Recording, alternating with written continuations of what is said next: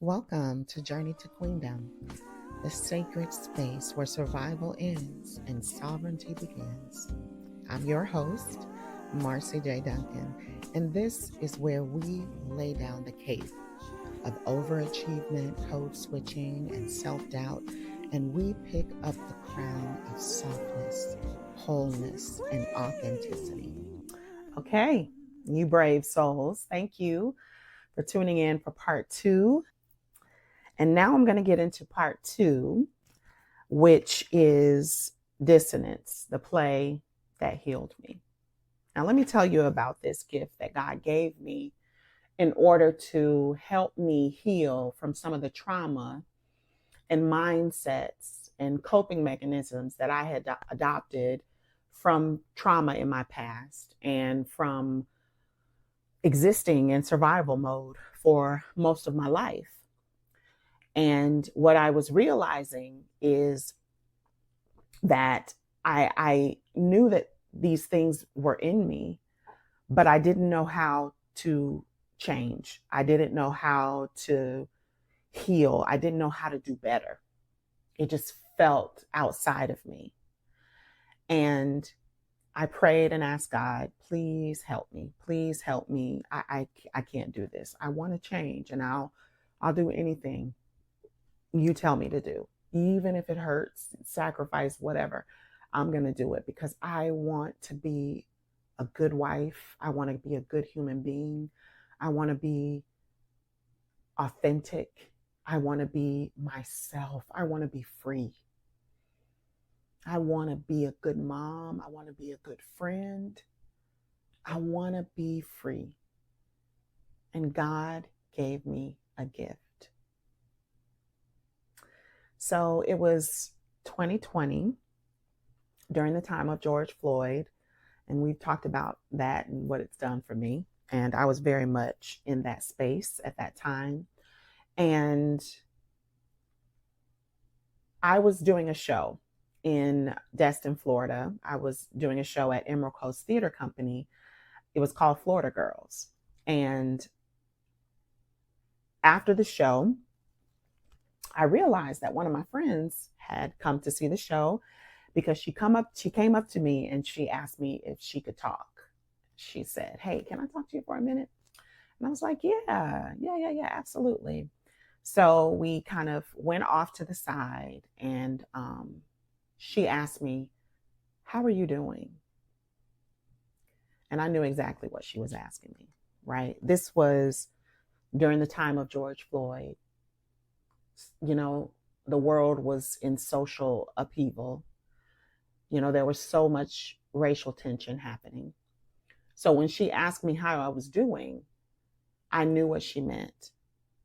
She was offering care for me during this difficult time of trying to understand racial tension at this time.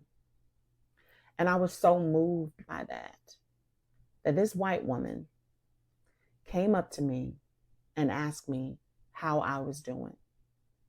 And furthermore, she said, "I'm interested to know the conversations you are having with your son versus the conversations I'm having with my son," because we had sons of the same age.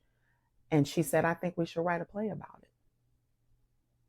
And that immediately registered in my spirit. Like, I can't even explain to you. It was like I immediately knew that this is what I wanted to do. I said yes.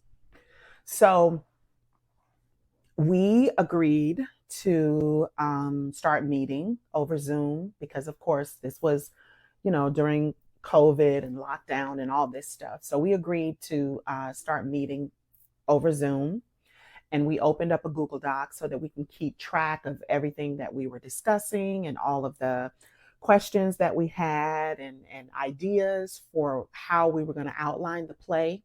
And we eventually thought this play was going to be about, a Black mother and a white mother having a conversation, about our sons in this climate of George Floyd. That's what we thought that this play was going to be. But as we started to have conversation and to outline some of the ideas that we had, I began to realize that I had a lot of stories on the inside of me that needed to come out. And the first story that I wrote was based on a real circumstance in my life where my son was driving home after, school, one of the breaks or spring break or something like that. He was driving back home to Tallahassee, and his car broke down. And so he pulled over into this city called Bonifay, Florida. And Bonifay, Florida is a sketch town for Black people, right, at this time. And so I was freaking out. He was 200, 300 miles away from me, and I couldn't get to him. And I was literally freaking out. So I wrote this experience on what it felt like to have your Black son in this situation, and you cannot support him, you can't be with him, you can't help him. And you actually hear a situation that happens where he is called the N-word for the first time. Y'all. So I wrote out this story, and that was the first story I wrote out, and I shared it. And of course, that story just opened up the well of conversation that we were going to have. And so, guys, what we eventually started to do is we started to write from our perspectives, a Black woman and a white woman having conversation, a difficult conversation about race. That's what we landed on. And in order for us to write this play, that meant that we really had to go there, that we really had to have a conversation about race. Now, let me preface this. I don't know what made me say yes to Kerry. That's my girl's name, Kerry Sandell. Hey, boo. I don't know what made me say yes, but I knew that it was what I needed to do. And the reason why I say I don't know why I said yes, because there were other people, there were other white women who wanted to collaborate with me on a project. And I said, hell to the no. Why? Because all of the conversations, difficult conversations that I have tried to have with white women have all ended badly. They've all ended badly where, I'm met with tears and crying, and I'm comforting them because they're just so shaken by the conversation we're having. And I couldn't deal with that. And I'm like, I don't want to do it. And my relationships with white women previous to this it was like I didn't trust them. Because oftentimes I would feel that they felt that they needed to help me, that they needed to guide me and lead me, that I just couldn't do it by myself. And it was not because I presented as some weak persona, because we've talked about that. But it was just that dynamic I've always felt with white women, that they felt like they were better than me, and they needed to let me know that. But they weren't doing it consciously.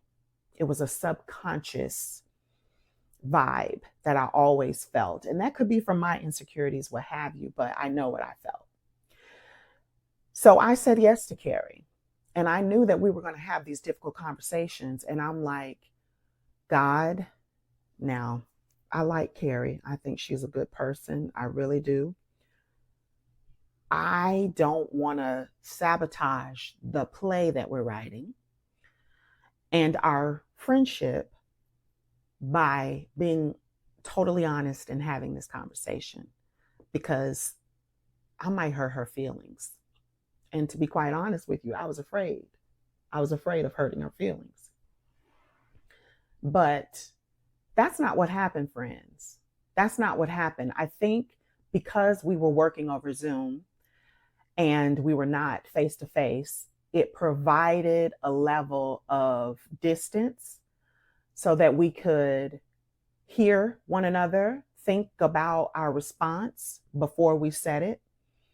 and also take some time to gather our true, authentic thoughts about said topic. Yeah. And so we were able to chew on the answer for a second so that it wasn't rash, it wasn't defensive, it wasn't hurtful. And what we also did was both of us are women of faith. We're both believers. And so we did have that in common, which was important for us, because it meant that we believed that we had to lead in love. And we both agreed to lead in love. And I agreed to be honest with her, and she agreed to be honest with me. I also agreed not to walk away or run away, but to see this creative project through. And so did she.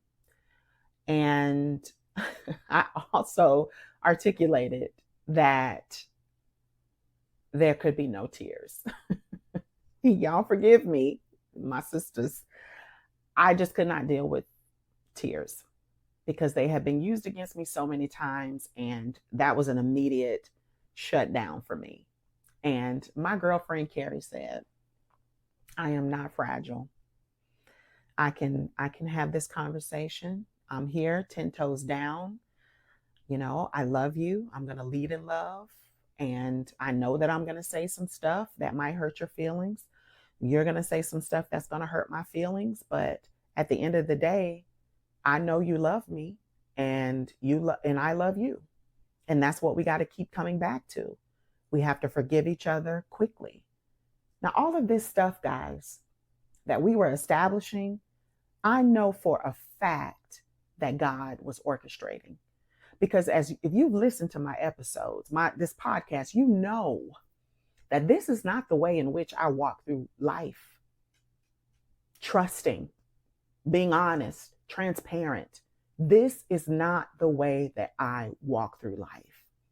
But it was something about this creative expression, this work that we were working on together, that opened me up in a way that nothing else did.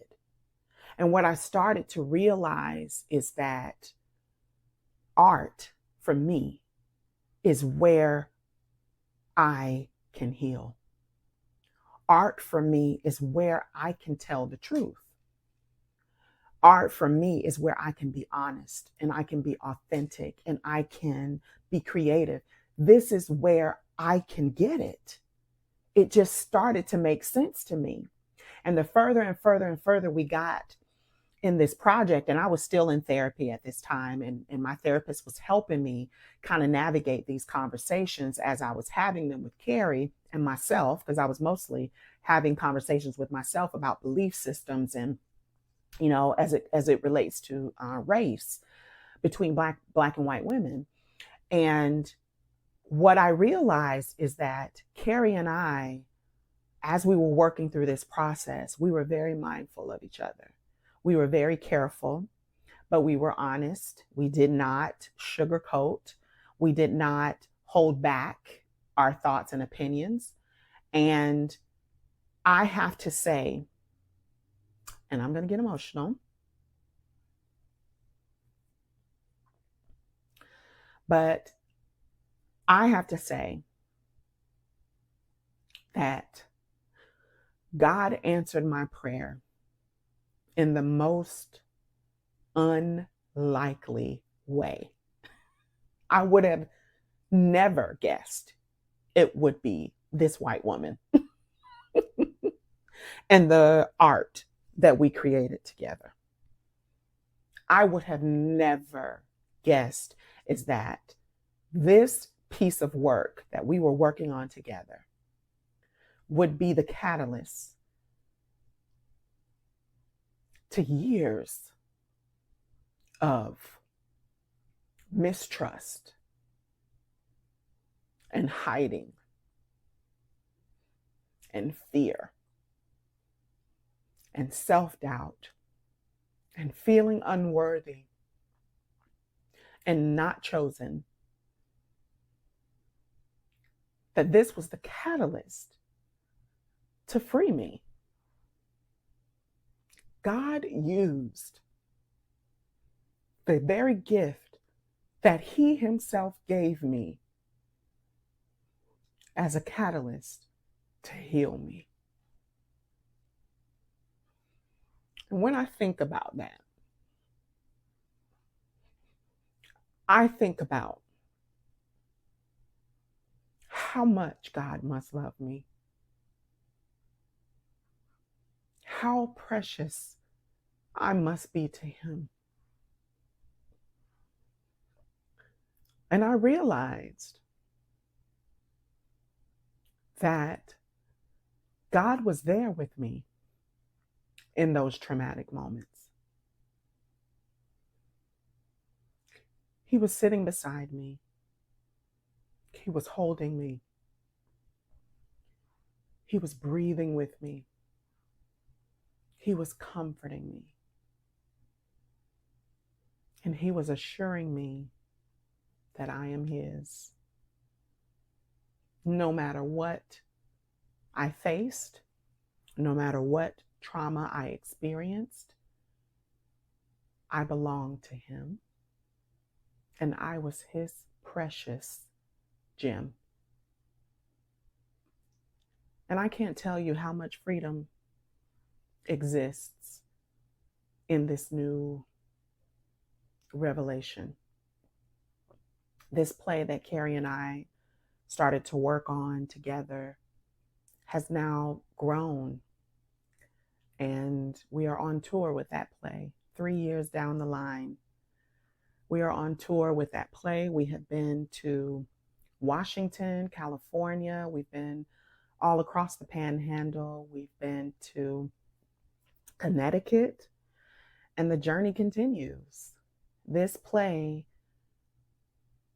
taught me that I can trust, that I can be honest with my feelings, that I don't have to be anything other than who I am, that I don't have to hide, that I don't have to walk around in perpetual shame from those secrets that tried to convince me that I was dirt, that I wasn't worthy, that I should be ashamed. This experience, this creative experience, gave me hope. It showed me that I could write, because I never knew that I could write. It gave me the gift of writing. And I realized that even when I was a little girl, I used to write these books, these stories, and I would staple the notebook paper together and draw a cover on the book, and I would pretend that I was writing these novels. And God brought that back up to me. Things that I had forgotten because shame and devastation and those wounds from the past pushed all of that aside. And God used that very thing to bring me out. So, friends, I pose to you today,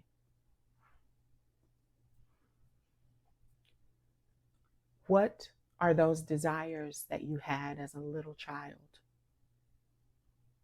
that were so sacred to you? What are they? That's your journal prompt. What were the yearnings of your little heart as a little one? What did you want for the future? What did you see for the future? Write it down, make it plain, reassociate yourself with that. Maybe that's your freedom too. Thank you guys for this episode. It's been an amazing journey to just share in this way with you. And I hope that you can connect with some of the lessons that I've learned. There's still so many more lessons that I want to share with you. So stay tuned for our next episode. I decided to put in an excerpt of the play that healed me. I just want to give an intro to this. This play is about a Black woman and a white woman who have been friends for 20 years. They're best friends, but they've never had an honest conversation about race. And so this play asks the question, can a Black woman and a white woman who've been friends for 20 years have an honest conversation about race and their friendship survive? So this is towards the end of the play. It gets to the crux of the argument as they are attempting to have this honest conversation.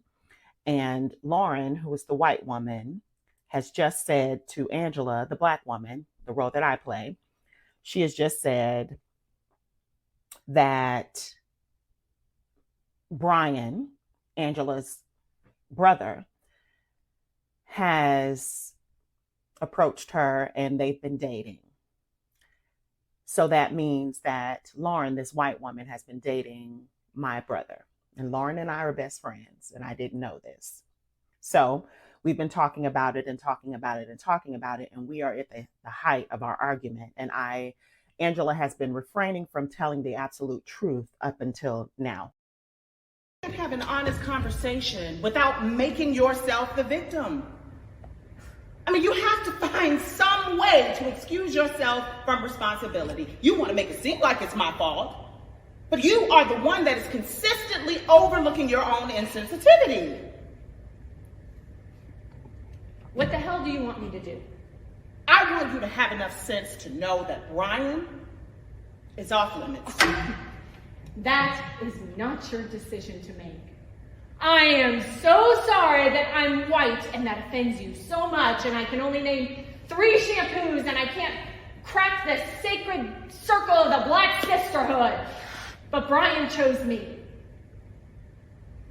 It's funny that you think that. Because the same system that has him programmed to want you is the same system that keeps you ignorant to the real reason why. The truth that Black and white women never talk about. But since you want to crack the code to the Black sisterhood, let me put you on game, sis.